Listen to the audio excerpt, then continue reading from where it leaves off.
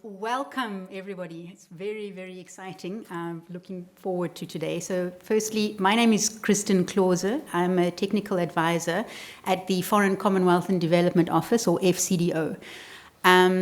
Really super excited to be here today. I am responsible for shepherding us through this program. So I think before we kick off, just a couple of house rules. The session is being recorded. And it's going to be made available on the project website. So whatever you do, be careful what you say. We have got an exciting lineup today. You're going to be hearing a lot about the project. So what we'd like to do is just to run through the presentations, and we'll give you an opportunity to ask questions during the networking session. We'll be ending promptly at 1 o'clock. That's also just to give you enough time to kind of engage with one another. But yeah, it's a relaxed morning. Looking forward to spending this time with you. And yeah, with that, let me introduce Matthew, our Deputy Consul General, based here at the British High Commission in Cape Town. Thank you so much for being here today. I'm really looking forward. Thank you.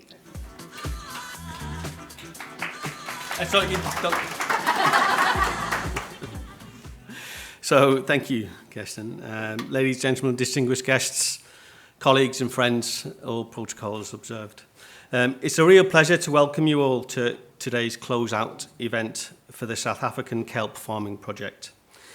As someone who's had the privilege of calling Cape Town and the Western Cape home since January last year, I've come to deeply appreciate the innovation, resilience and collaboration and spirit that define this city and its people. And as someone from Liverpool, as a city with its own rich maritime heritage, I feel a particular connection to the work we're celebrating here today. This event marks not just the conclusion of a remarkable project, but the opening of new possibilities for sustainable aquaculture and the blue economy for South Africa. The journey of this project has been both rigorous and inspiring. While you'll hear more about it throughout the day, I'd like to highlight a few key milestones. It began with the 2021 pre-feasibility study, which confirmed the viability of kelp farming in South Africa and identified both opportunities and challenges. Since then, the project team has successfully delivered phase 2, achieving several important outcomes. Delivering comprehensive operating procedures for the full kelp production cycle, including the hatchery and harvest, producing accessible training videos, and conducting a value chain and market assessment to map opportunities and guide future growth. And new business planning guidelines and financial models now support informed decision-making and investment.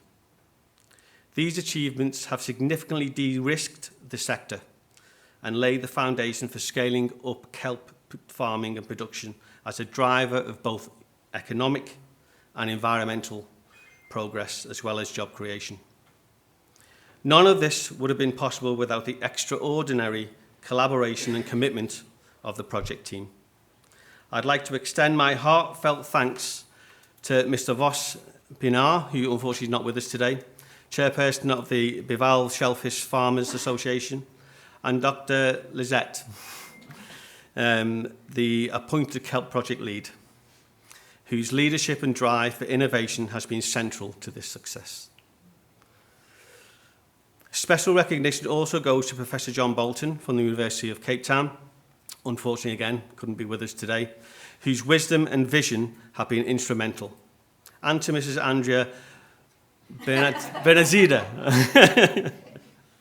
and Brett Macy from the Department of Fisheries, Forestry, Fisheries and the Environment for their tireless dedication and invaluable contributions.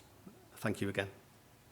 We're also honoured to welcome Dr. Adrian Macleod, Innovation Manager at the UK's Atlantic Mariculture Association Limited and Director of the Scottish Seaweed Industry Association. Dr. Macleod brings a wealth of experience from the UK, where he's been at the forefront of bringing science and industry in aquaculture. His presence here allows us to share insights from the UK seaweed journey, particularly how research and commercial practice can be integrated to drive innovation and sustainability. So welcome, Doctor. As we reflect on the achievements of the South Africa Kelp project, it's clear what can be accomplished when ambition meets collaboration and expertise drives action. Let's build on this momentum and continue shaping a brighter, more sustainable future together. I'd like to thank you all for coming today, and I look forward to an inspiring and impactful event. Thank you. Briefly, my name is Andrea Bernatzeder. It's a bit of a difficult name to pronounce. And my role within the Department of Forestry, Fisheries and Environment, it's a huge portfolio, but mainly I focus on leading the aquaculture research component. And so the collaboration around this project has been very interesting in terms of our portfolio. So just to kind of give you a snapshot, from the South African side, aquaculture has been identified as an opportunity and a priority species within the blue economy or the oceans economy. There's different terms of using it. That's for a number of different reasons, from food and nutritional security, economic development, import substitution, jobs creations, transformation, women and youth empowerment. But given that aquaculture is such a new industry still, if you compare it to a lot of the other agricultural industries, a lot of the development comes from technology. So it's largely technology-driven sector. And so a lot of the development is underpinned by research. Just to kind of give you an overview, there's an aquaculture research and technology program that looks at kind of giving guidance around how this research should focus, what are the areas that we should focus on, create a framework in terms of how we operate it. And the primary goals are to expand and grow the existing industry, make a competitive industry, but also bring a new industry and increase that and increase the competitiveness and profitability of the existing sector and new sector, and then develop technologies for new species and new markets in that regard. And it's always focused on development of indigenous species. So that strategy focuses on a number of different things, from skills and capacity development, incubation, the applied research side of it, which focuses on environmental aspects, food safety, aquatic animal health, but then also the technology side, new species, genetics, feed development, etc. And if we look at this project in terms of exploring opportunities around seaweed aquaculture, it kind of touches on a whole bunch of those things, from skills and capacity development, from new species, new technology, environmental aspects, and food safety as well. A lot of those things are incorporated, and it supports really public good research and collaboration and skills transfer.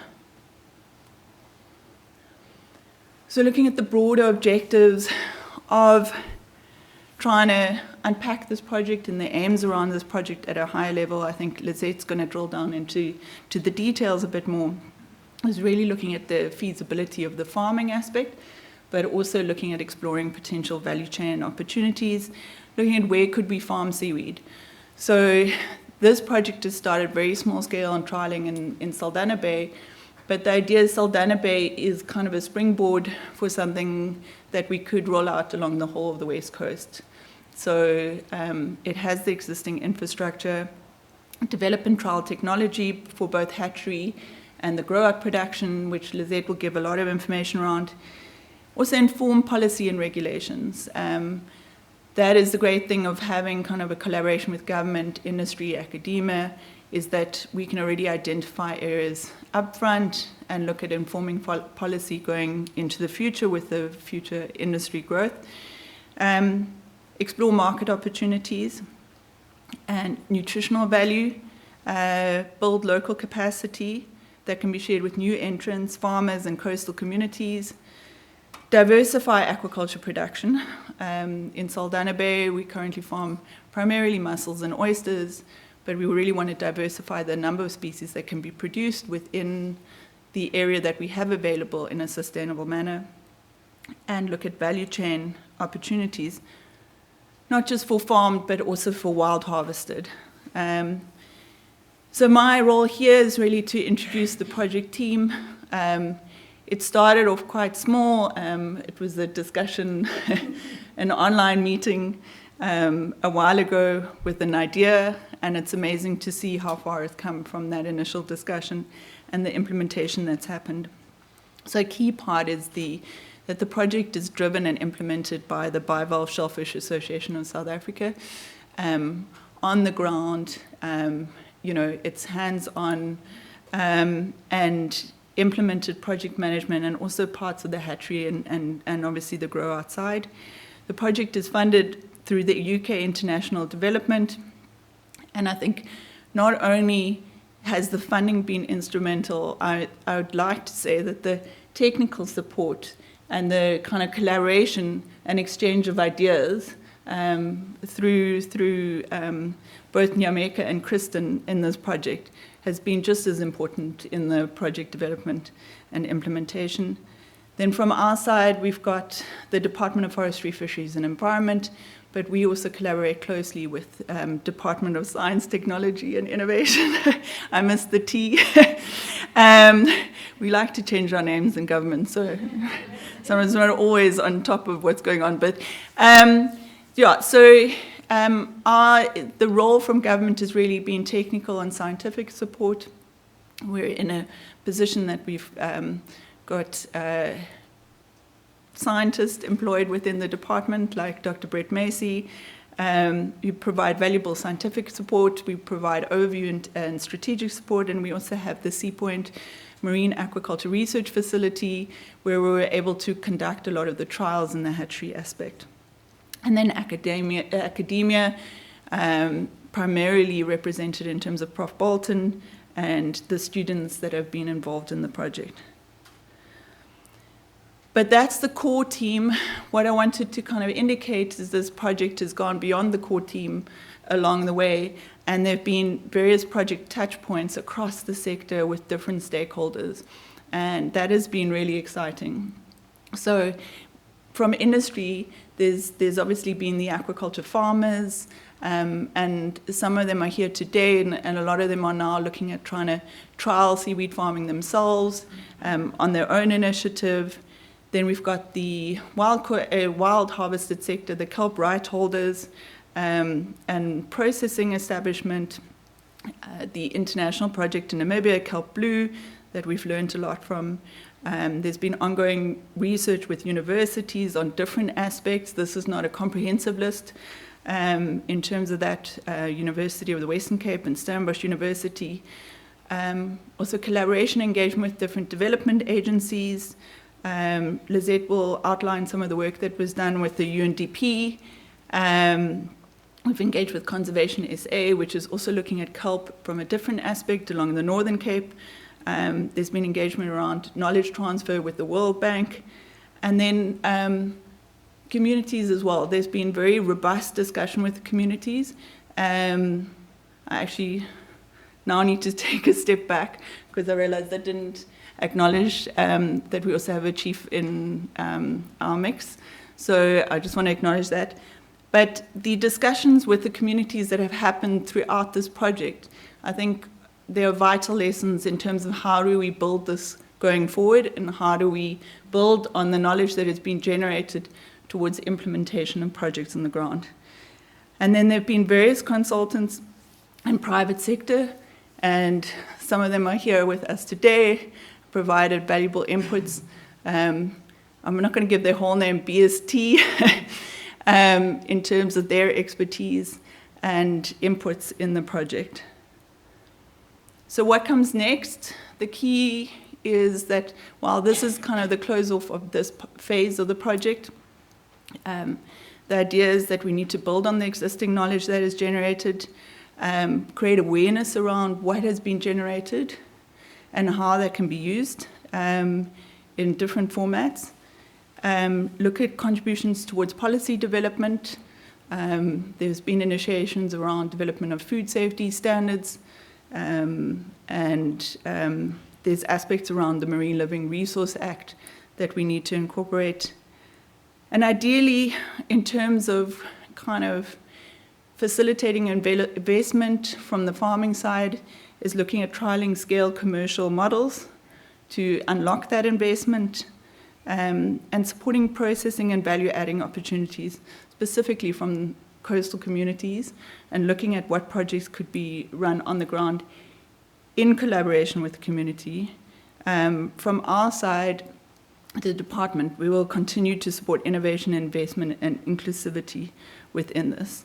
And then lastly, just a sincere thanks to all the partners, contributors, and those that have participated within the project, whether you've participated in a workshop or been involved on a hands-on basis.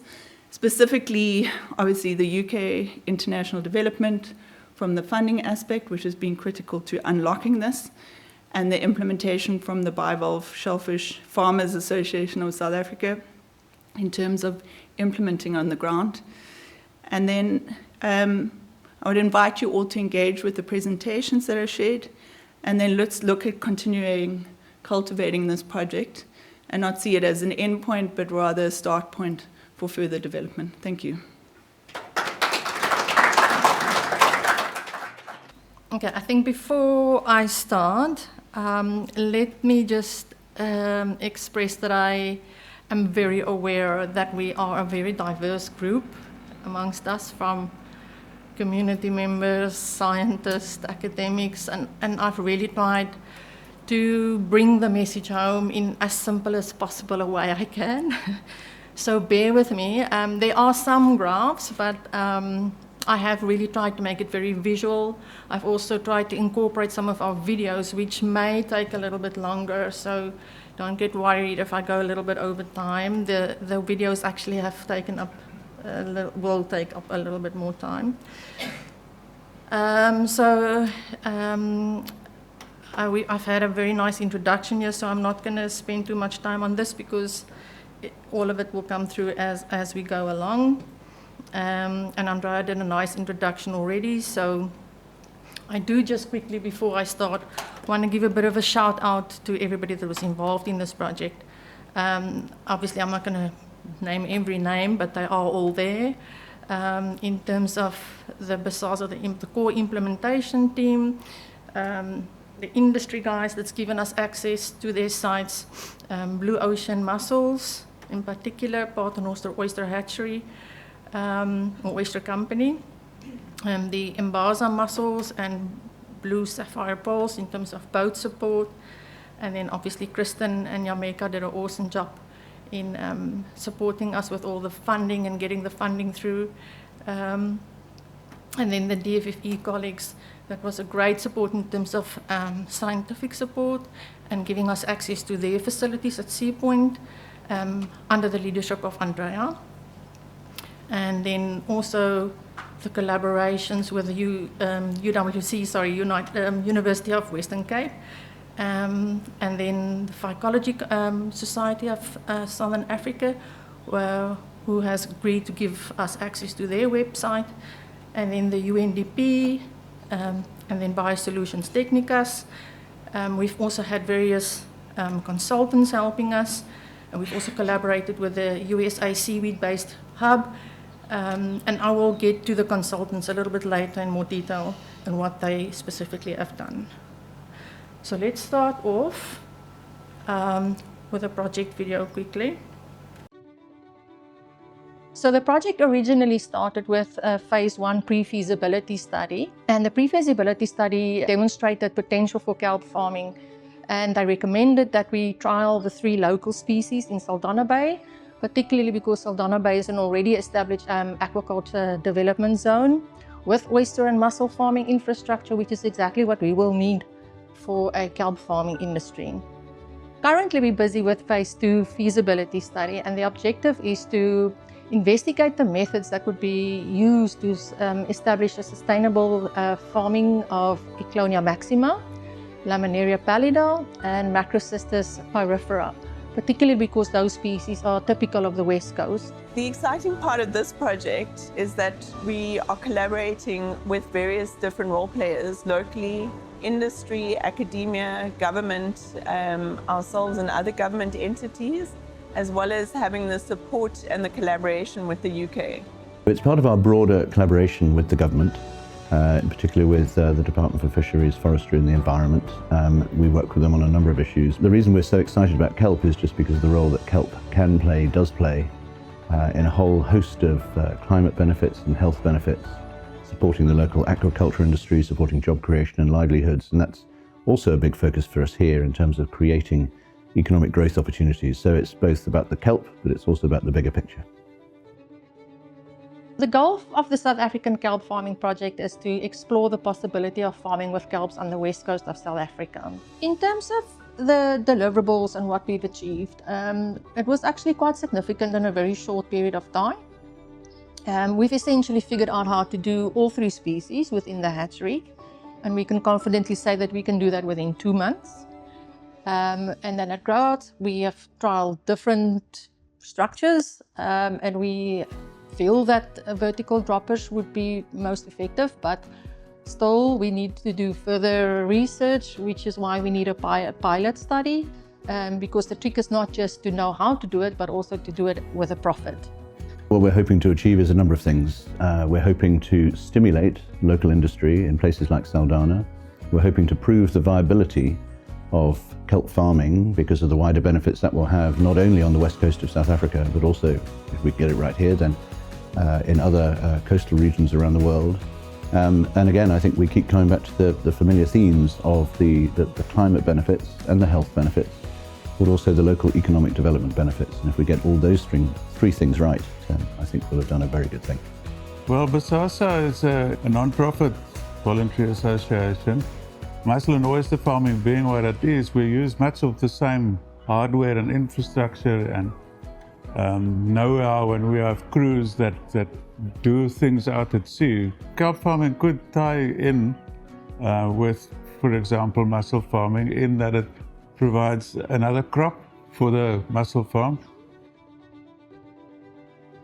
Phase 1 and Phase 2 to date has been funded by UK International Development via the FCDO, supported by DFFE, but implemented by the Bivalve Shellfish Farmers Association of South Africa.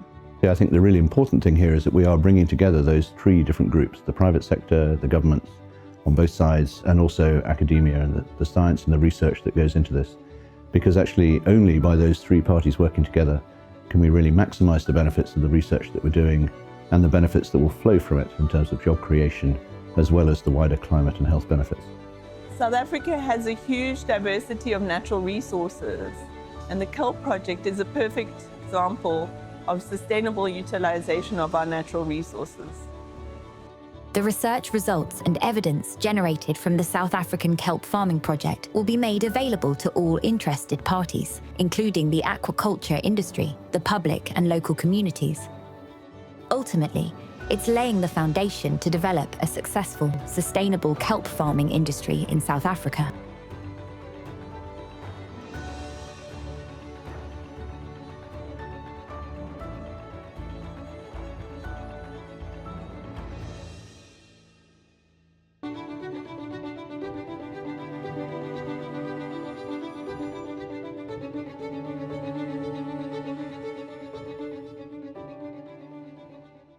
Okay, so that summarizes the project goal quite nicely, but essentially the idea was to lay the foundations for the development of a sustainable kelp farming industry for South Africa. The deliverables that we signed up for was to refine the kelp hatchery and nursery technologies. And I say refine because there are multiple manuals that's available out in the public domain, and we've taken those and we've contextualized it for our purposes and for our species. We've also trialed different grow-out technologies in Saldanha Bay, and this we really had to learn from scratch, and that was not an easy road. So we also had to assess the kelp quality for food safety purposes and to hopefully eventually put food safety standards in place for the industry. and then to monitor the environmental parameters to assess the environmental benefit and risk. And then we also explored the value chain and employment opportunities. And then lastly, we developed a business planning guide with financial forecasting models that could assist any interested parties in their way forward. So it's quite a list. For 3 years, I must say it was absolutely exhausting, but the result is very rewarding. We've already spoken about the pre-feasibility study. Essentially was a 4-month study. The feasibility study was 3 years, and we've fortunately got a bit of extension on the time to run until September this year, and I will explain later why. I just want to point out that this was a feasibility study. I often hear people refer to the project as a pilot project, and it isn't a pilot project. It really is a feasibility study. So it was small scale, and it was experimental. And to do those experiments, we've had 2 hatchery sites. One at Sea Point, as I've mentioned, and the other at Paternoster. And the grow-out site was in Saldanha Bay, small bay of Saldanha Bay, I should say. And so the grow-out site that we've chosen was, as the arrow indicates, it's very close to the mouth. It's also a deeper site in comparison with the sites there. And I stand to be corrected, Maurits, but that's about 6 meters deep, those sites. Yeah. And our site is 12 meters deep, which at the time we thought was important, so that we've got the space to do different grout structures. It is really important, I should emphasize that when, or if and when, one decides to get into kelp farming, that you understand the environmental conditions at your particular site where you intend to farm, and how well that aligns with your particular species. If you have a species and you don't understand the where it grows, why it grows there, and you are not able to align that with proper grow-out structures, you're going to have difficulty making it work. We've had three target species: Ecklonia maxima, which most of us know, the sea bamboo; the Laminaria pallida, which is, like you can see, it's got, looks like little fingers coming off, and the common name for that is split fan kelp. And then Macrocystis is the one that's got the little bladders, makes long little strings, thin little strings in comparison with the thick stem that Ecklonia maxima and Laminaria has. Morphologically, they're different in terms of the blades, where the blades for Ecklonia and Laminaria is like nice and smooth and shiny, but for Macrocystis, it's like corrugated iron. And Ecklonia grows, if you walk on the beach and you look where the surf zone, where the waves break, that's where Ecklonia likes to be. So that's a lot of wave action, and it's really important to understand that. Laminaria will grow in the surf zone also, but it's slightly below Ecklonia. So it likes the rougher water, but sort of calmer. It's almost like a fence sitter. You don't know which way it falls. Macrocystis definitely likes calmer water, and that's important to understand also if you choose a site and grow-out structures. I can maybe just give another example. In the abalone industry, has designed their structures to be very dark in the tanks, and that's because abalone is nocturnal, so it moves around and eats when it's dark. So you want your tanks to be dark. So the plastic structures in the tanks are black plastic and not neon pink plastic, and that's for a reason designed like that. Oh, my mouth is dry. So the lessons we've learned in terms of the production cycle is also, we've got like nice little videos there that I'm also going to just show you quickly before I get into the slide.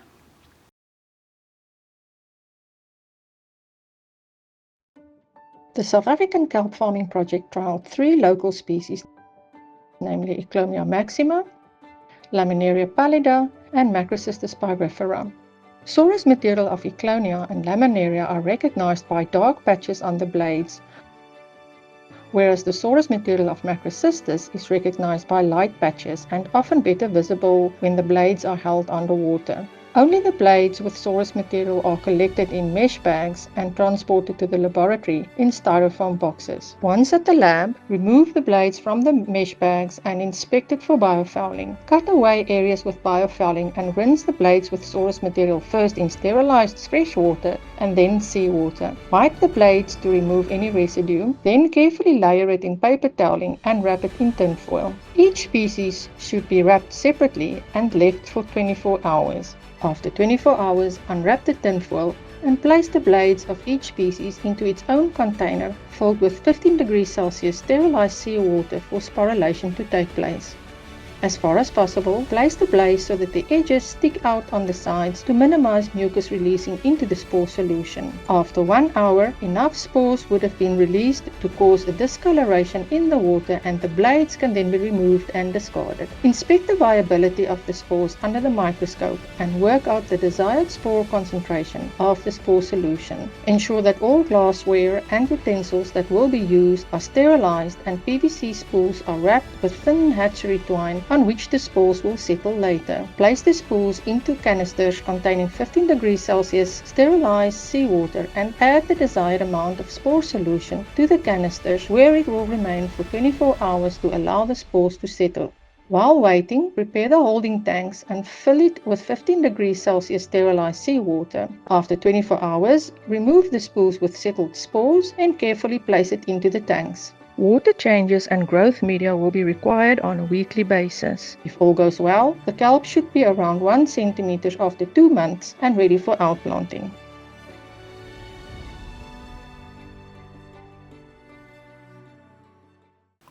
So if we look at what we've learned in terms of the production cycle at the hatchery, we very quickly learned that we can't outplant because of the way that small bay is and the way it works and the water circulation and the amount of biofouling, which I will get to a little bit later.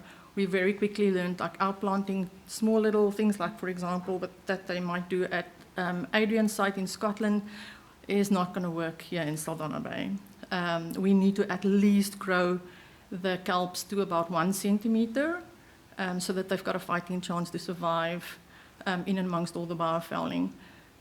But the process, as the video said, is mainly you collect your kelps, the source material, and what we've also learned was, remember, we've done many trials. And so fortunately in our case, we've got source material available throughout the year, which is it's quite nice. In other parts of the world, they only have source material available of certain months of the year, but with us, we actually have it available the whole year. Not all, the spores not all as good, but you have source material available all year round. We initially also started with different temperatures, but after a while, we learned that you can do all 3 species at 15 degrees Celsius in the hatchery, which is a major plus because it's a bit of a pain to do different species at different temperatures, as I'm sure we will appreciate that even in terms of electricity, you don't want to cool water down if you don't have to. We also tried different growth medium to grow the kelps in, and we found that BES, which is, sorry for the layman there, but it's a provosole enriched seawater, which is just a growth medium to help it grow, because you've taken it now out of the normal seawater, so you need to add nutrients. And then, funnily enough, what you see in the hatchery in terms of which species grows the fastest is not necessarily what you're going to have at grow out.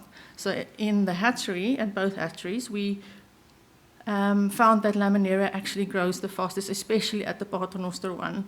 It really grows really well. And that's just an example of an experimental hatchery setup. It's very basic, and at both hatcheries it was basically the same. The difference was just at Sea Point they had temperature controlled rooms, where at POC we didn't have that, so we used chillers. So those chillers at the top there we could set anything from 12 to 15 to 17 to whatever. So your kelp life cycle for all three sort of looks the same. And if you grow them up to like the 1 centimeter size, it will be 49 days or 7 weeks in the case of Paternoster. And that process is like basically you have your spores, it develops into gametophytes. The gametophytes have male and female, that gets fertilized, eventually grows into sporophytes, and then you have to nurture them. And that nursery stage was for us very important. Many people will outplant them like really, really small.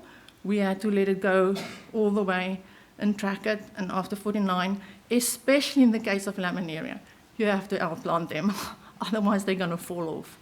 And you don't want that. So process is the same, both hatcheries for all the species. This is the slight difference that for some reason, from 2 weeks onwards, up to 7 weeks, you know, the kelps grow like really, really fast at POC, Paternoster, but at DFFE it takes a little bit longer. And it is important to understand that because different hatcheries, if they set up differently, will have different results at the end of the day of how the kelps look. So you really have to make sure that you've got on your spool, as I show you, a really nice dense spread of kelps on the spool, and that they are nice and healthy, because whatever you've got in the hatchery, if you're going to outplant that in grow out, will impact your yield in grow out. So if you've got open patches, we've had it, trust me. If you've got open patches on your spool and you don't get them nice and evenly spread, that will reflect in grow out, and your yield will not be good. So let's do before I go into this slide.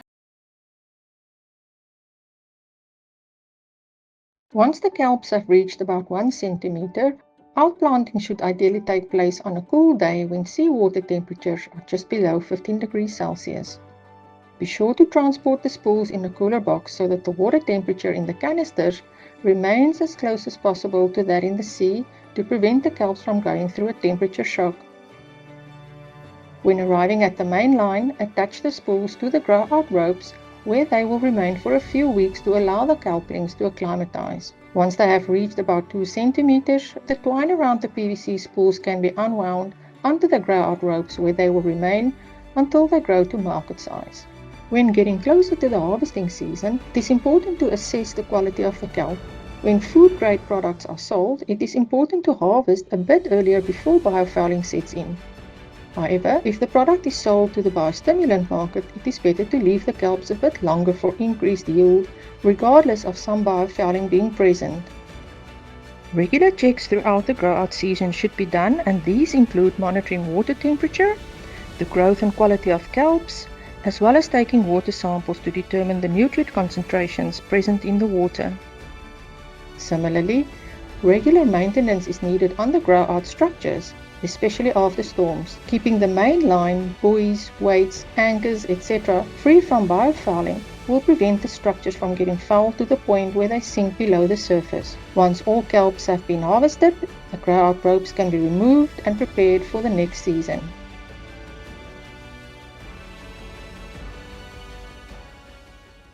So again, when we outplanted, we actually realized, and this is, I think, very unique to South Africa. I've never seen this anywhere else.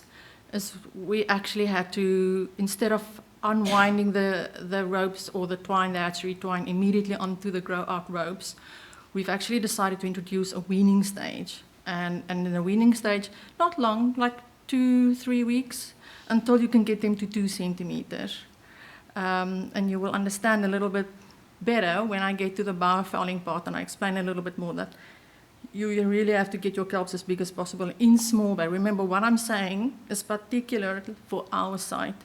It's really important that every site must do some of these experiments and make sure that you understand your site very, very well. It might not be necessary for a weaning, but in this case, where we were, it was necessary. So you hang it for 2 weeks, and that's what your spools look like. we take it into grow out. Obviously, we measured a lot of the time for experimental purposes, and I'll show some of that results a little bit later. But essentially, you've got a 6-month period in the grow out. So it is seasonal. Macrocystis by far grows the best, or I said faster, but the best. And then Laminaria, and then Ecklonia. And Ecklonia is really struggling. And this comes back to what I said, but know your species. Macrocystis likes calmer water, and in our site, it was ideal, so Macrocystis did very well. Laminaria, like I said, fence sitter. I think my gut feeling, obviously we haven't done experiments in Big Bay or offshore, wherever nearshore, wherever offshore. But my gut feeling is that Laminaria would do well, both sides. But Ecklonia, it's not doing well where we are, and it's for 2 reasons. I don't think it's just the site. I also think it's the grout structure that we've used, and I'll get into that a little bit later. But you'll see on the photo that's a vertical dropper of about 6-7 meters deep. For Macrocystis, worked like a charm, not for Ecklonia. Like I said, we tried on mussel rafts. For in case some of the guys want to convert or repurpose mussel rafts, we've tried on a horizontal ladder structure. We had like a rung at 2 meters and 4 meters and 6 meters.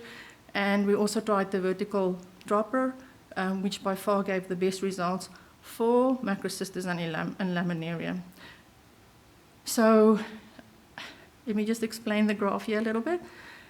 So that's your surface. That's your buoy, your dropper going down. Normally has a weight at the bottom, and that's your different meters, like 1, 2, 3, 4 to 7. And that's your Macrocystis, and you can see much better growth in comparison. So this is the length, so the mean total length of the blades, and we basically just measure X amount of kelps on each depth, and that gives you the vertical profile. So in Laminaria, note this is 8 months. So Laminaria was a little bit behind, but regardless, it still grows relatively slower than Macrocystis. So that's for the Laminaria. But this gave us a really good indication of if we didn't do like long lines where they do overseas, almost, not all, but most, shall I say, people do long lines. We haven't had the chance to do that. We were time limited, and we really struggled to get things to work. So if I would do a long line, I would put it between 2 to 3 meters. In terms of droppers, we've tried 8-meter droppers, 7-meter droppers. But I think at the end of the day, 6 meters are good enough in terms of your dropper. I would like to caution that if you now think, okay, yeah, we've got a site at 6 meters deep, so A for away. Not necessarily, because it depends on your temperature and the nutrients that's available on a shallow site. So just a bit of caution there. And of course, if you've got low tide, that 6-meter site becomes a 5-meter site. Is it about a meter drop, Maurits? Low tide, high tide? Just over 2 meters in the springtime. 2 meters. Okay, there we go. So you really need to know your site. The 2025 data, of course, we still have an experiment running, but it's on the same trajectory. So maybe I should just say, so we did try to outplant kelps at different times of the year. So we tried with Ecklonia in January. By March, they all died off. We outplanted again in August. By October, they all died off. This year, we outplanted all 3 species spot on as we meant to be doing it. Same story. Outplanted in March, and you can see now the trajectory. We've lost almost all the Ecklonia so far. Macrocystis, still no problem. So what we do is we count 10 plants at each depth interval. And we are struggling with Ecklonia to get plants to measure. We had some losses with Laminaria, but the Laminaria is still going. I mean, we've got 60% of the plants are still there. But again, this just confirms the fact that Macrocystis is doing well at our site. Laminaria so-so, fence sitter. Ecklonia maxima does not like the site. It does not like a dropper. I would rather go for a long line if I do Ecklonia. Look, there's a lot of other graphs and stuff that will be eventually in the final report. But I've tried to keep things like as simple as possible for today. But the final report will be available by the end of September, and it will be on the webpage probably by October. So let's look at the biofouling species. Various biofouling on the blades. I'm now talking on the blades, on the kelp blades. More biofouling on Macrocystis, so there's like 36 different species. Less on Laminaria, but with Macrocystis, it grows so fast that the epiphytes and the biofouling tends to grow at the tips, and that tends to push off very quickly because it grows so fast. With Laminaria, you've got less, but the blades grows much slower. So when it's there, it's there. Where Macrocystis very quickly pushes it off, and you still have the nice clean blade. So that's little skeleton shrimps. They're like this big. But boy, if they take over your rope, they are jam-packed. But at least it's early in the year, and then they kind of like disappear. I don't know where they go. And then you've got the bryozoans. Unfortunately, if that's on your blades, it's there to stay stuck. And then you also have these little tube-forming amphipods. I can't now think of an easier word, like a wormy thing, on these little tubes. And that also, I mean, it really, if it's there, it's there. It's difficult. You can't clean it off easily. Hydroids here at the bottom, you can still wipe that off with like a scrubby thing or whatever. So, and then tiny little mussel spat. That's just juvenile mussels. You get also on the blades. But what's on the blades is actually not, for me, that concerning than what's on the grow-out ropes. On the grow-out ropes, it is enormously challenging. Within 2 months, you'll have mussel spat jam-packed on your ropes, and it really does push, like literally it squeezes the kelp. And in the case of Macrocystis, it's fine. They compete quite well because they grow much faster. Laminaria, like I said, so. Ecklonia, it just really does squeeze it out. So, and then we also have like if I have to say this big, but they can get this big, it's the kelp lice. And so they eat the kelps. And again, they might eat on the Macrocystis, but it grows fast enough and you're okay. But with Ecklonia, it has breakfast, lunch, and supper on the Ecklonia, and you've got nothing left in a wee while. So, yeah, I would say big concerning factor there in terms of farming in small bay. Season-wise, if we just summarize quickly, so your January, February, March is the period that you can set up your hatchery, and like I said, it takes about 7 weeks, 2 months, to have nice 1 centimeter big plants. You know, then you outplant them at the end of March, beginning April, hang them for 2 weeks so that they get nice and big, and then unwind them. Then your grout season to do your monitoring of your growth and your biofouling, inspection of your infrastructure, and doing your maintenance, especially after storms. By the end of September, best you get your kelps out of the water. So you need to harvest before the biofouling sets in, and then you can use November, December to clean your stuff. If you do post-harvesting or pre-processing activities, we haven't done that, but that's when you would do it. So let's look at the environmental factors that's now influencing this. So you can clearly see your May to September area is when, or the months are the time when your temperatures are cooler, which is what we want. Because remember, in the hatchery, you put everything at 15. So you outplant also in grout also when it's 15. So you need to kind of wait until that temperature drops.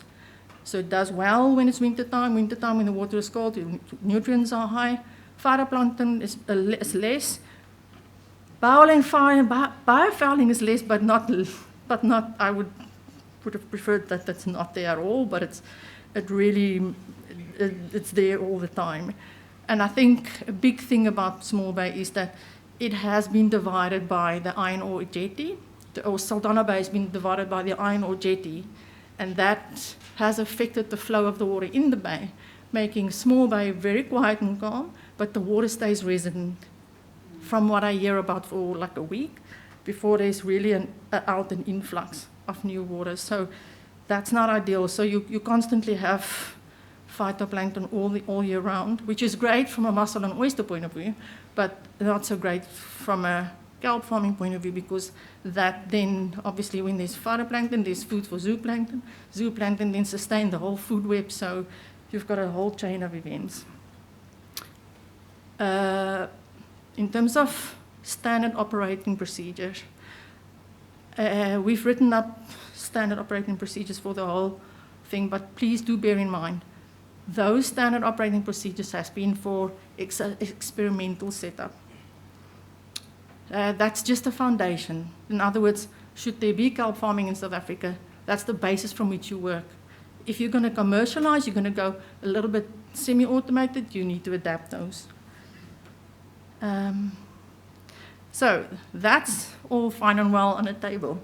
Let's look at what it looks like in reality.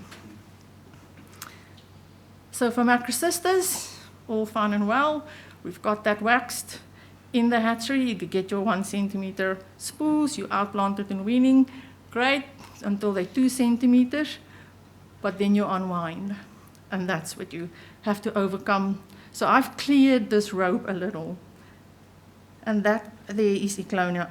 Well, it was actually an Eclonia picture, but I didn't have a better picture to explain. But that's basically what it looks like. When they're that size, they all look the same. So quickly, you'll have hydroids all over the show, totally covering your kelps. This is now this size kelps. Then when they grow a little bit bigger, so this is indeed a macrocystis picture, then you have to compete with the mussels. But again, you know, in the case of macrocystis, they grow fast enough, but it does get eaten by the lice, the kelp lice. So if you look there, that's been chomped away, that's been chomped away. But, you know, it's all good. So by September, you should have a dropper looking like that. If you don't remove it by the end of September, your dropper look like that. And therein lies the problem. Okay, so let's look at laminaria. All good and well, hatchery, all good and well, weaning, and then you have to overcome. So that's just, again, it's a different picture, so I'm trying to just bring the different biofouling home. So this is a lot of skeleton shrimps and some tunicates and some mussels already. But quick, within 2 months, you've got a whole lot of mussels.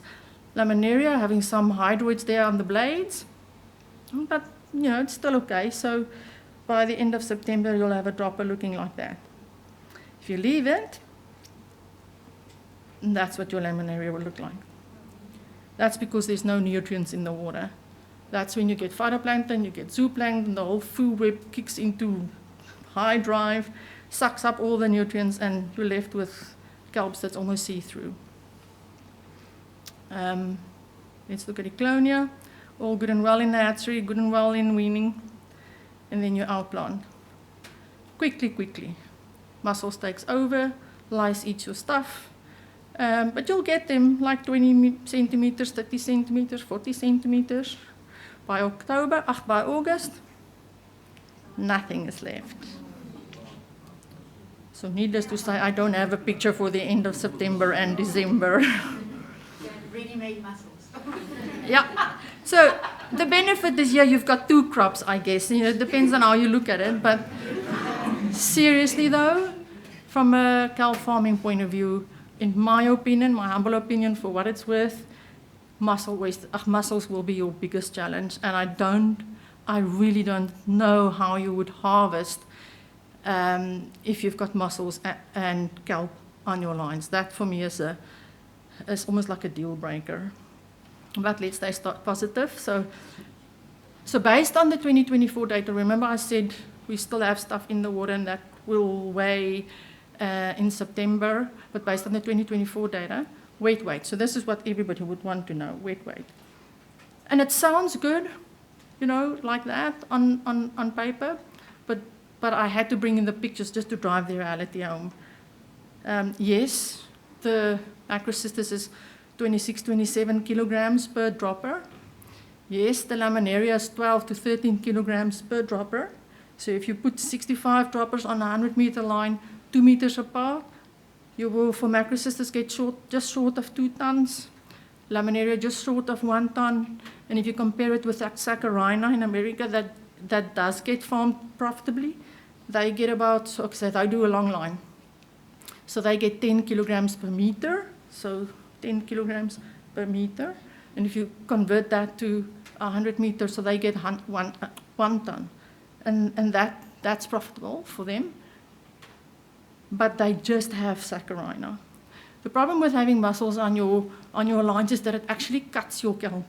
So your biomass, you lose biomass because it's like putting paper through a shredder. It really does damage your yield. So while our initial phases have shown promise, there's significant hurdles remaining regarding profitability and overall business viability, especially considering the transition from an experimental, small-scale, manually operated operation like we did now in phase 2, in comparison with a larger, more automated, commercially focused operation like they do elsewhere in the world. In my opinion, the transition from what we've done to a bigger setup, that transition is essential for scaling up to compete with global practices.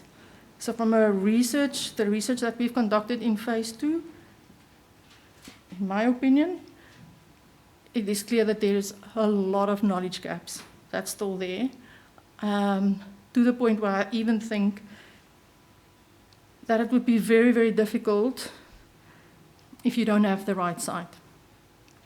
And we need time to prove that kelp farming will be profitable. And unfortunately, we've been really short in time in this project, so we can, you can assume what I've done there, but, we physically have not been able to go scale up and actually prove the viability in terms of profitability.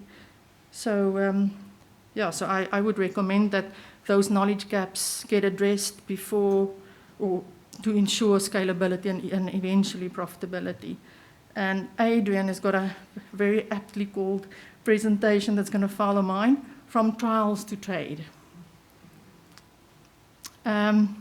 I just want to drive this home quickly before I get into the rest of the stuff. So your crucial considerations is access to properly equipped hatchery that can provide evenly distributed, healthy juvenile plants, selecting your site with environmental conditions that you really should know before you start, that is suited for your species. Selecting your grow-out structures that is suited for your species. Equipment and boats specific for kelp farming. As much as I appreciate the assistance we've had, it really makes it very difficult if you don't have the proper boats, the proper equipment for outplanting, the proper equipment for harvesting. It makes it massively challenging. And even though we've had, from time to time, made use of temporary workers in the industry, obviously, they are mussel farmers or oyster farmers. But the way they handle, for me, if you're going to sell a product, the way your workers will handle that product is a big determining factor of what you're going to get in the pocket. So handling is a big issue for product quality, and I could already see from the time that I've spent on the boat that the mussel and oyster guys are used to working with something that is protected by shells. On the inside is the product, so when you open the shells, your product is fine. But with kelp, the way they grab, the way they pull, the way they lift, every time we go out, we lose material. So fair enough, you lose material when it storms, yes, and you lose material for other things also, but you really want to minimize losing yield. Okay, so done with ground. So now what happened with the kelps, our kelps? So we've harvested wild and farmed kelps in Saldanha Bay, and we sent them for tests to test the nutritional value, the food safety risks, and we also did a very short pre-processing effort to see if we can reduce harmful elements. So obviously in the case of kelps, it's extractive, so whatever environment it's in, it's going to absorb those elements, be that beneficial, be that harmful, doesn't matter, it's going to absorb it. So the report provides a really comprehensive information on the nutritional content, the potential for food safety risks, as well as the outcome of those blanching techniques. On the values of the beneficial and potentially harmful substances are very much site-specific. It's species-dependent. It's influenced by how long the plants have been in the water. And it doesn't really affect whether it's farmed or whether it's wild. That's actually irrelevant. Blanching, we found that blanching works well to minimize iodine, but not so much the other harmful elements. And for that reason, we would need more research to be done to see how you can minimize the other elements. But I think at the end of the day, if we get this going, we can acknowledge the nutritional value of the kelps, but certainly we will require monitoring of the contaminants that's either in your water or then absorbed in your kelp. So monitoring will be required, and that's going to be expensive. Right, so that aside for now. In terms of legislation, Andrea touched on this a little bit, but we did contract out this element to EcoSense that did a desktop risk and benefit assessment. That was really great because it gave a little bit of background and information for DFFE to consider to include indigenous seaweed species. Previously it was just Gracilaria. Now it includes indigenous seaweed species. And so the EA was amended for the Saldanha Bay Aquaculture Development Zone. Again, I'm just going to go quickly so you know what's what and where to find it. We collaborated with the USA-based Seaweed Hub that's driven by the University of Connecticut. And they have done a business planning guide for their guys and a financial model. And what we've done was just to adapt it, and Nautilus Growth Partners assisted us with this part. And so now we've taken the business plan and it incorporates marketing information, operations, financing, legal requirements, and it will help you to put your business plan together. And then also the financial forecasting model, which will basically help you to do financial projections. It is obviously it's still very basic, the financial forecasting model, but it's a start. But I think it can be strengthened in future at some point. And then, of course, the value chain analysis and market assessment. We've contracted Advanced Africa Management Services to do this part. And the report focused on the market value for kelp in SA, and then identified the gaps and inefficiencies in the value chain. And we've also included a industry development roadmap. So provided that we can prove, which I just mentioned, we haven't had the time for that, but provided we can do this profitably, then there's a roadmap that we can use as a basis to work off from to develop a sustainable industry in South Africa. Then lastly, not least, we've got the full project write-up is I would say it's 3/4 of the way. And it includes everything from project background, who was involved, who did what, outcomes of each deliverable, the lessons we've learned. But I would say most importantly, it's got the hatchery and nursery report, the weaning and grow out report, and also the nutritional value of food safety and processing, pre-processing report is attached as an extra. So I would seriously, for those that want to get to kelp farming, I would seriously encourage you to read that. Again, I was well aware that this report is going to cater for a big variety of people that need to read it, so I've tried my level best to keep the main message very simplistic, but for those that are more scientifically inclined, you can read the annexures. Hopefully, end by September and then loaded by October. Okay, next component, capacity building and training. We've really tried our level best to teach the young ones how to use monitoring equipment, because this is also stuff that they can use in their careers as they move forward, even if they are not in aquaculture. So to set so they're working with Nanto on the ropes, Andre teaching Musa how to tie knots, which is a very important skill in this industry. And then we've also worked with the UNDP, doing 3 community workshops. It's just a photo snap there. And let's just quickly do the video. Part of our journey in this project was to also look at how we can involve the communities, the coastal communities in the area. And to do this, we collaborated with the United Nations Development Program's community workshops. Our own initiatives included capacity building and skills development within the younger generation, particularly focused at students and research assistants, and it's a wonderful opportunity for them to develop skills. And those skills they will not only use in the kelp industry, they could potentially go into any of the aquaculture sectors with those skills.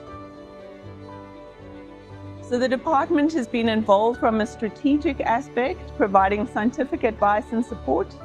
And we provide the research aquarium as a basis for the hatchery aspects and trials in order to make it accessible to the existing industry and any potential new entrants, and provide an access to training and capacity development. The project has created a lot of opportunities for me personally. I've learned a lot of things, I've met a lot of people. Personally, I feel that I've grew a lot as an individual because of this project. This opportunity has created so many openings for me, both educationally, and skills, practically. I'm such a believer in growth, personal growth, so that part I've enjoyed. I've enjoyed how I've interacted with people, teaching people, learning from people. Already this project has been able to upskill a lot of people, myself included. This has been an amazing learning experience. I think there's definitely a space for a kelp industry in South Africa. I think that this is an opportunity that, the science field is still, opening up. The seaweed revolution is happening in the Western world, and people are getting interested in seaweeds. So I think there's a huge, exciting move towards using seaweeds in the West, which has already happened in East Asia. So I think it's a really exciting time for a seaweed biologist.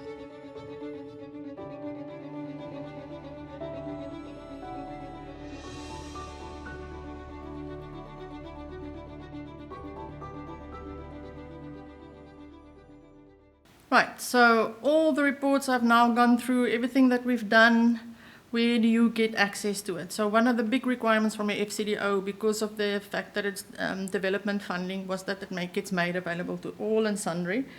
So we've got a web page,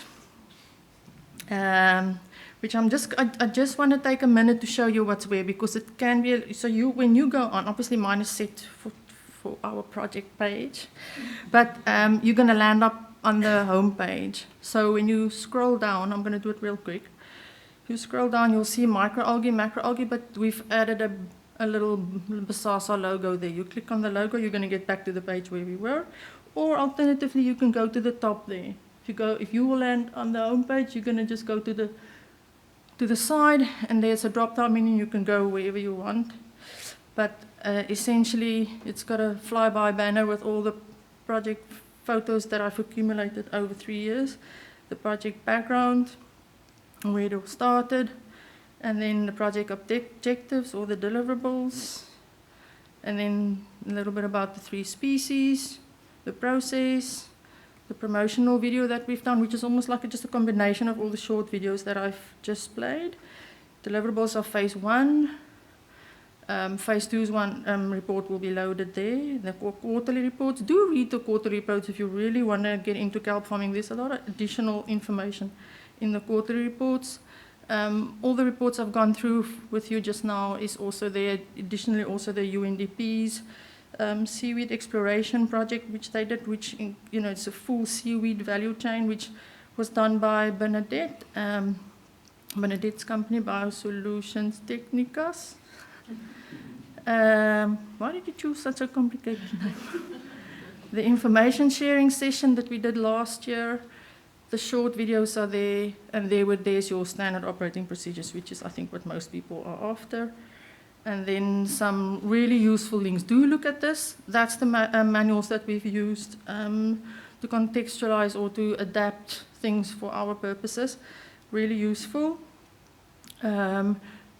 Northern Hemisphere, Southern Hemisphere. And that's that, about that. Right, so questions please during the lunchtime, not now. I'm sure I went over time, Adrian. Oh, sorry, let me do my, otherwise I'm really in trouble. I'm doing this on behalf of BSASA. Forsi could unfortunately not be with us today, he's at a funeral. Let me run through the list quickly. To the project team of the project of the South African kelp farming project, thank you for your tireless dedication, your hard work. BSASA guys, thank you for the access to your sites. Blue Ocean Mussels, Paternoster Oyster Company. By the way, Paternoster Oyster Company had a flat tire on the way here. Anyway, so they've given us access to their sites and their facilities in BSASA Mussels, which is the company that's under FOSS. And then Blue Sapphire Pearls have helped us with the boat support. Seawise Marine, we didn't talk about a lot, but I did use their data just for comparative purposes for our phytoplankton stuff. So thank you for that. The DFFE guys, Andrea for your section, staff members for the support, making the Sea Point Aquarium available, thank you very much. UWC, we've collaborated with, we pulled UWC in, girls, thank you. UCT also worked with us, and they basically enabled the project students to further their studies, which I think is awesome. And then UCT Oceanography Department did all the analysis for our nutrient samples. Again, I didn't put a lot of graphics for that, but it's all in the final project report, so you can find that there. The Phycological Society of Southern Africa, that at almost no cost have agreed to host our project webpage. And then the USA Seaweed based in University of Connecticut for allowing us to make use of their resources. The external consultants, Advanced Africa, Nautilus Growth Partners, EcoSense, Biosolutions Technicas for sharing your expertise in order for us to complete all our project deliverables. And then lastly, and definitely most importantly, the FCDO Southern Africa Research Innovation Hub, where Kristin and Jamaica is working for the invaluable grant funding support from the UK government, from phase 1 to phase 2, and who knows what's in the future. Thank you very much all. So hi everyone, my name's Adrian Macleod. As I was introduced, it's an absolute pleasure to be down here from the UK. The title of my presentation today is From Trials to Trade, a UK perspective on seaweed aquaculture. And what I should say, just to begin with, but I will reiterate the point, is we're not yet really at trade in the UK. We've still got some distance to go before we're producing a profitable model. But my background really started in seaweed aquaculture research at the Scottish Association for Marine Science, and I want to bring you along on that journey. It's been a 10-year journey for myself. We've been working with a whole wide range of European partners, and then just recently I've now moved to Atlantic Mariculture, where we're trying to put this learning into practice. And in one of my other roles is a director of the Scottish Seaweed Industry Association, so I'll describe what that's all about later. So kelp and the seaweed energy dream, this is really where we started to cut our teeth in seaweed aquaculture. It was driven primarily by big European projects, working with cultivators throughout Europe, and also working with the best of the best. You know, when you want to convert seaweed into third generation biofuels, into bioethanol, butanol, methane, etc., it requires a range of skills from biotechnology all the way through to the cultivation itself. And this provided a platform where we're able to refine the skills of seaweed aquaculture and look at ways in which we could scale. So it was big vision stuff. We're not yet burning seaweed bioethanol in cars. There are significant barriers there, one of which, importantly, is the cost of production. And that's a point I want to iterate later on. But these early projects gave us the platform to do these early trials. And actually, this photograph that I've used here on the right-hand side is actually of a net which was developed by another European project called At Sea. And it's a way to increase the stocking density of the biomass that's present, increase the stocking density of the seeded material at the site. We had to tow this net from the farm 4 kilometres, where we had the lifting gear on the SAMS pontoon to actually harvest the net. And this is a really good example of a system that will increase your productivity but isn't profitable. It's not increased your efficiency because there's additional infrastructure, additional activities that need to take place just to harvest that one net. So we've heard it in the presentations today from Lizeth, but site selection is paramount to setting yourself in a good foundation for seaweed aquaculture. And we actually started on a mussel site just south of Oban on the west coast of Scotland. And then we moved during these European projects to this new site called Portavulin, which is a 100 by 100 metre tensioned grid structure. It's an incredibly exposed site. It has quite significant storm events in the winter, lots of breakages, lots of problems, but we wanted to go to this site because it was correct for the biology. We haven't done in Scotland a lot of site selection, and this is a little bit of work that we did for Argyll and Bute Council in our local area, looking at the biology or other sort of physical constraints from a site selection perspective. But I would say that most of the companies that are developing in the UK need to do more in terms of where the correct sites are for ensuring productive results. So we need to look at things like salinity. Is it full salinity seawater, nutrients, biofouling pressure?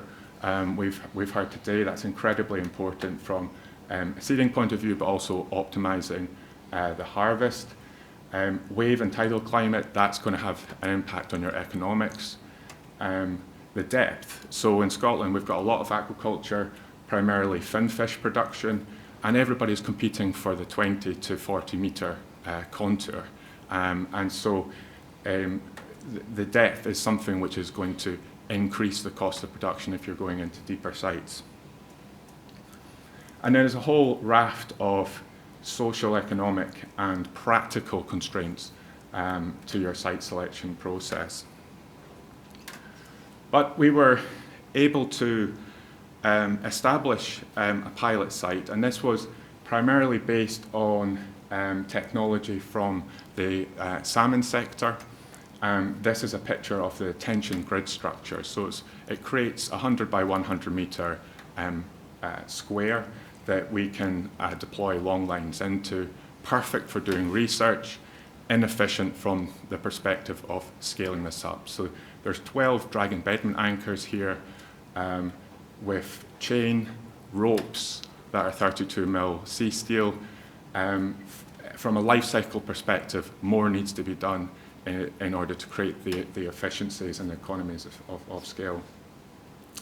We have a very similar cultivation cycle as what's just been described. We deploy in the autumn when we have the high light levels and the nutrient availability. It's a winter crop, so it slows down growth throughout the winter. And then in the spring, we see the rapid increase in growth rate and also increase in biofouling pressure. And there's a trade-off there that needs to be optimized in terms of producing the right material. So for these slides, I don't really want you to focus on the detail, and there's a whole raft of different experimental trials that we could have chosen from here. Looking at things like optimum cultivation depth, when's the right time to plant, when's the right time to harvest, does cultivating in shallower waters, then dropping to deeper waters during the high light levels. So we were able to play around with a lot of different factors here, and this is just one example where we looked at the optimum deployment time, and that has a significant effect on the 2 kelp species that we're producing. And then staying with this theme, exploring this basic biology, we were able to show that there's a large degree of interannual variability, and that's important from a commercial perspective. There's also big differences in the species from a growth rate perspective, and all of these are driven by changes in the physical-chemical environment.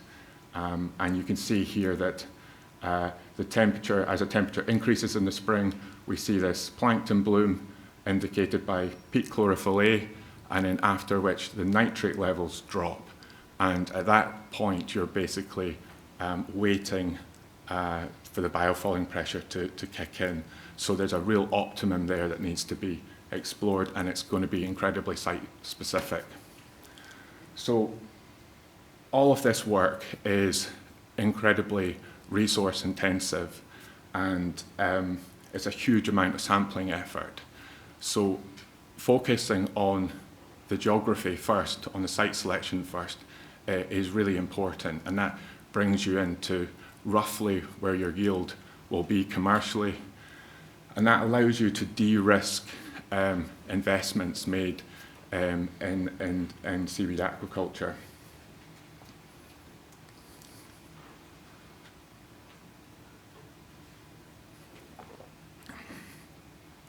So I want to talk about infrastructure design, because seaweed aquaculture is more expensive than natural harvesting, and there's a lot needing to be done in terms of developing the right infrastructure, the right approach. And this needs to be low cost, it needs to be easy to manage and maintain with the vessels that are available. It needs to be low environmental risk, considerate to others, and most importantly, productive. And that example I used of the net sort of illustrates that point. So this is our tension grid structure here that you can see from a drone shot. The stocking density is quite low because the lines are 4 meters apart. And it's inefficient from the perspective of the amount of materials that are needed, the cost per unit square meter of installed capacity. So more work needs to be done in this space. And I wanted to use this work from a company called Kelson Marine. They're based in Maine, but they're doing some fantastic work on the double catenary system, looking at every aspect of the system and the trade-offs that are required to create an efficient design. And this type of engineering approach to this complex problem will allow us to reduce the material inputs and reduce the cost of the infrastructure design, whilst at the same time improving reliability. And in Scotland, or in the UK, I should say, extractive aquaculture tends to follow the same pattern. You know, if you want to sleep well during the winter storms, you're going to use a bigger piece of chain, a bigger rope, all of which increases your cost, but also increases the sort of environmental footprint of that activity. And whilst seaweed aquaculture has these potential environmental benefits, if it requires huge amounts of steel, huge amounts of concrete, huge amounts of rope, then you might be better going with the other option, which is the harvesting from sustainable harvesting type approach. So this work needs to happen in the UK or anywhere else that seaweed aquaculture is being developed. And it also creates opportunities for circularity. So if all the farmers are using a similar approach, similar materials, that will create opportunities for circularity, for recycling components. And if they can be co-developed in a way that the results are shared, then they can be adopted quickly. So if everybody's doing different cultivation approaches, then that's going to make the sort of innovation happen slower. So this has already been mentioned, but I think it's a point that's really worth reiterating, the practical skills and operational realities of seaweed farming. So when I started seaweed farming in the research sphere, I then started managing the SAM's seaweed farm, which required me to get my skippering license. It required me to upskill in a whole raft of different skill sets. Tying knots is incredibly important in aquaculture. If you can't tie a knot, or you do it with the wrong piece of rope or the wrong type of rope, all of these things are incredibly painful lessons to learn, because you go out there, you do several months of work installing lots of different experimental trials. 3 months later, they're not there anymore. So this stuff is really, really important. We were able to keep costs low by taking a small boat on a bareboat charter arrangement, and that was sufficient for us to visit the site often, do all the practical learning that was needed. But for the bigger, heavier lifting jobs, there's health and safety to consider, and we had to bring in larger vessels for that. So the availability of vessels and skills and expertise needed to make seaweed farming successful is really the foundation before scaling. Yeah. So capacity building. Following that theme on tying the right knots and doing things correctly, we set up the Seaweed Academy, which is the UK's sort of first dedicated training and innovation hub for seaweed aquaculture. And we had an incredible uptake. We've run maybe 50 courses now, including new entrants into the industry, but also policymakers and regulators. And really for regulators and policymakers to be able to make decisions, smart decisions about how best to manage a new industry like this, they need to know something about the industry. So they need to be shown what the industry looks like, what activities are actually taking place. So something like this in South Africa would be incredibly useful. So where are we now? From a recent survey, there are about 10 seaweed cultivation startups, serious seaweed cultivation startups, investing heavily in deploying seaweed farms, and a whole raft of licenses under review. But as a sort of precautionary note, I think there has been an overemphasis or an overfocus sometimes on actual figuring out the cultivation end of the supply chain. And processing and markets are the thing that's going to drive the industry. So there are many seaweed production businesses investing heavily in cultivation. They're utilising inefficient methods, and when combined with poorly defined markets, that's quite a challenging place to be. And what that means practically is when you deploy a farm, suddenly you have to solve a complex set of problems that you might not otherwise had to solve if you just stepped back for a second and looked at that farming system in a different way. Yeah. So we have a growers association, or I should say seaweed industry association. It's actually a broad church and includes both cultivators and people harvesting from natural seaweed stocks. And it's a fantastic place to build community and share good practice. We just celebrated our 10th anniversary just last year at the annual conference, and it's a fantastic initiative and gives the industry a much bigger voice when talking to policymakers and regulators. So it's a really good organisation. I'm going to say that, obviously, because I'm a director, but I think it's really beneficial.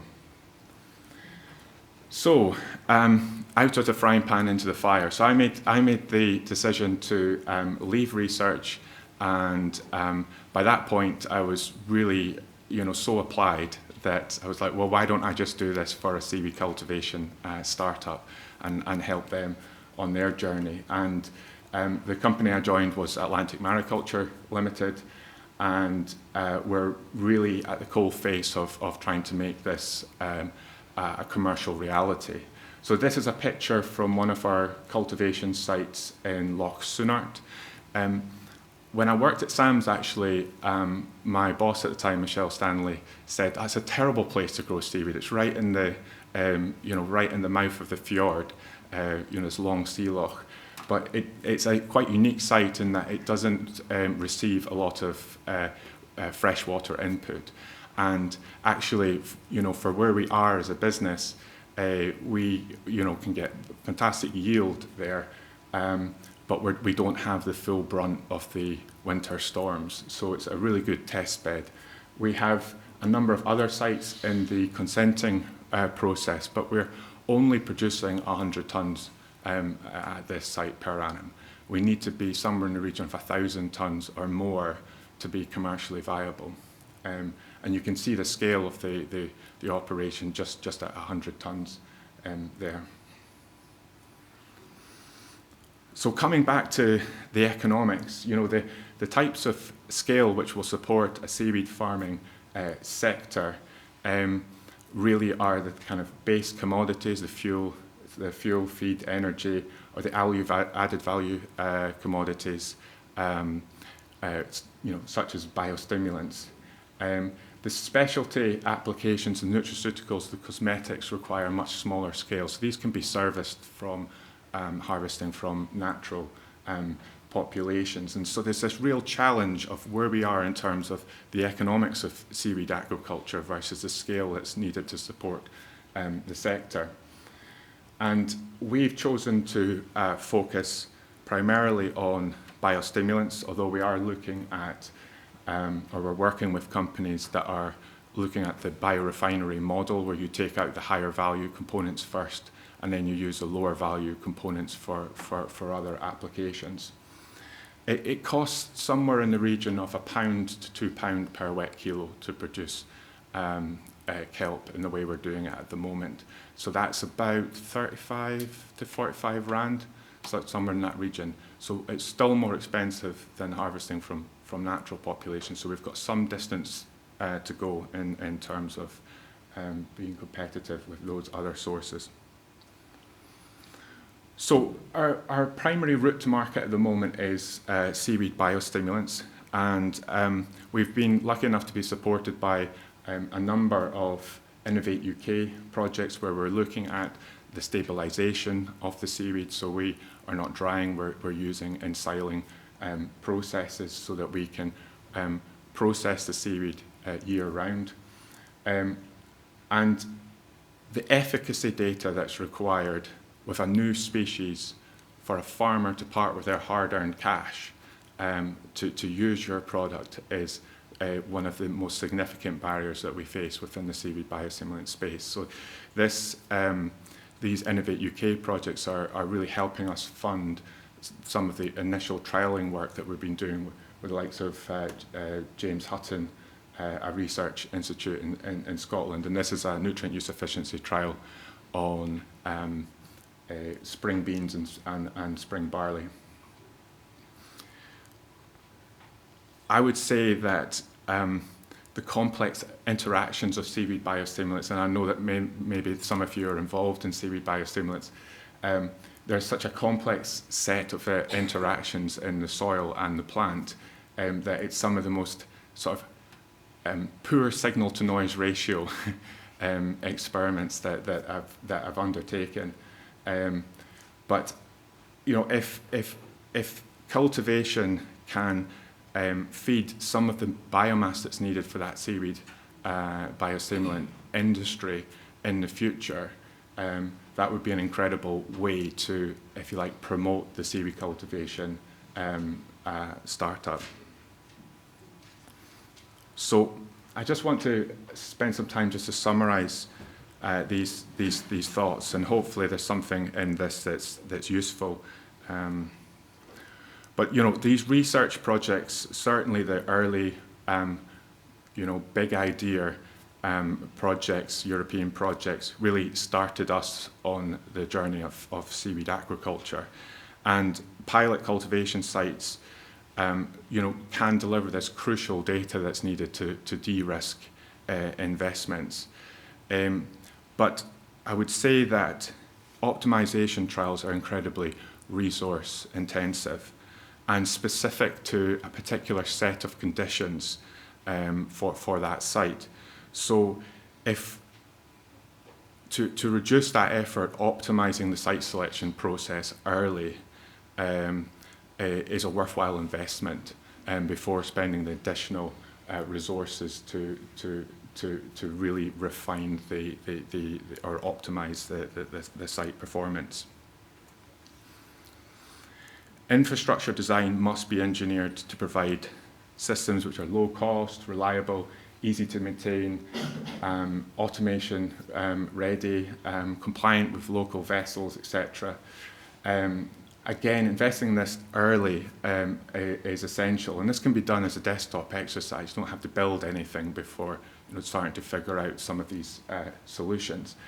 Once you build that farm, you will be burdened with whatever approach you've taken. You'll be pushed into solving a whole set of problems that you might not have otherwise had to solve if you'd gone in a different direction early on. So that's worth considering. And then the specialist skills and the know-how. I learned most of what I know about aquaculture from people who've been in the industry for 40, 50 years. And again, having that network of people around you who've seen similar problems and can help you solve those problems is really crucial.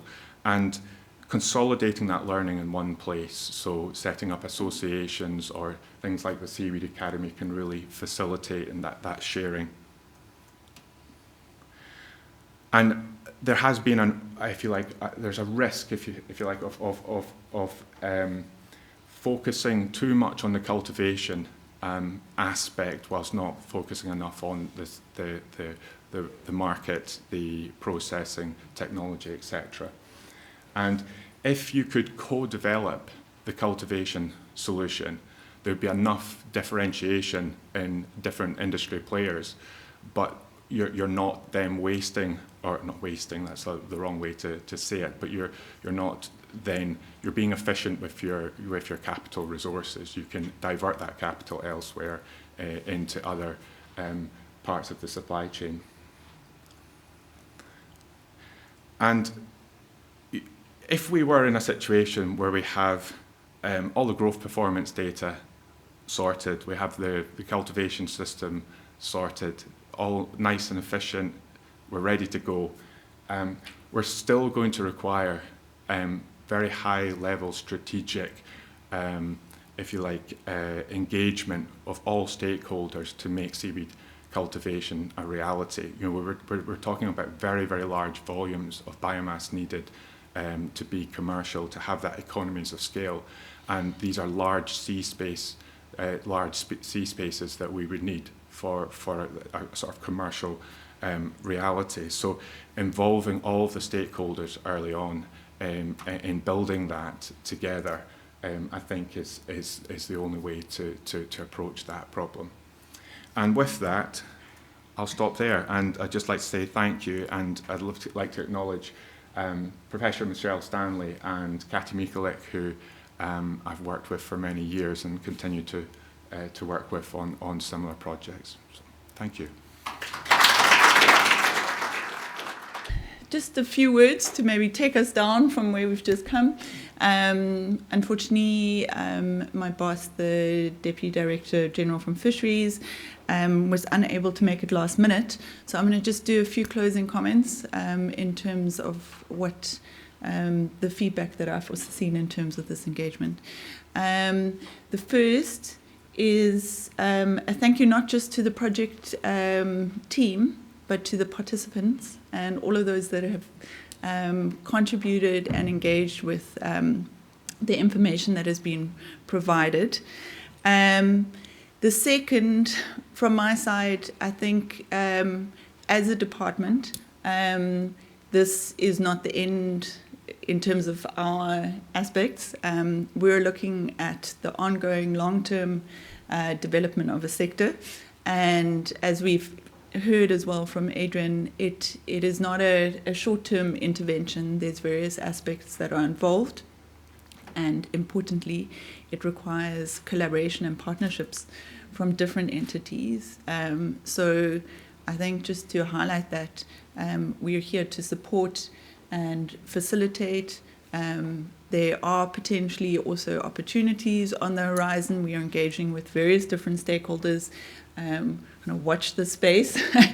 Nothing that I can announce at present, but whatever form that takes will require initiative from industry, from community, etc. So we need people to come forward and kind of take the baton, drive things, push things. We're not coming from a top-down approach to say this is what needs to happen, this is how things need to roll out, but rather there to support whatever is developing. Then,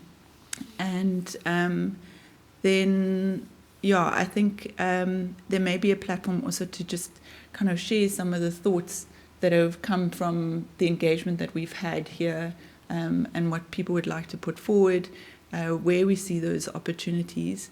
The fantastic things that, in terms of like developing our value chain in South Africa, is that we're feeding into an existing value chain around the seaweed industry. So while the cultivation part is an important part, we've always maintained, and you'll see it a lot in terms of some of the work that's been done around food safety, nutritional value, market and value chain development, is looking at the whole kind of value chain and look at where those opportunities are, whether it's for small-scale fishers, commercial kelp rights holders, farmers outside here. I mean, also don't forget to look out of the window and see what kind of infrastructures are in the water at present. And I think the opportunities are endless, but we need that drive, and we need kind of people to take the baton on and say, this is what we want to do. And we're there to support. And then a last kind of thank you to all the key people that have been involved in it, and especially to the funding from the UK. I think in terms of just getting this project going, the impact on the ground, I don't think I've seen any kind of project or funding where people are able to get their hands wet quite as much as what has been facilitated through this. It's not just about kind of reports and information and things like that, but it's really about trying things on the ground, from the hatchery to the grow outside, and that feedback then from the industry side as well, in terms of design and what works and what doesn't work. And then maybe on a lighter note, I think we can see from Lizeth's presentation that it's no longer fashionable to have a picture with a big fish or something next to you. So we all need a picture with kelp hanging to show how big your kelp is. So anyway, but that's on a lighter note. I think maybe there's some feedback in terms of after this and lunch and any aspects around that. But close out. Thank you very much to everyone, And we look forward to what's going to happen from this. And I think it's a springboard to a lot of different avenues, from processing, farming, value chain, wild harvest, small scale. So we need to see where we can really realize those opportunities in partnership. Thank you.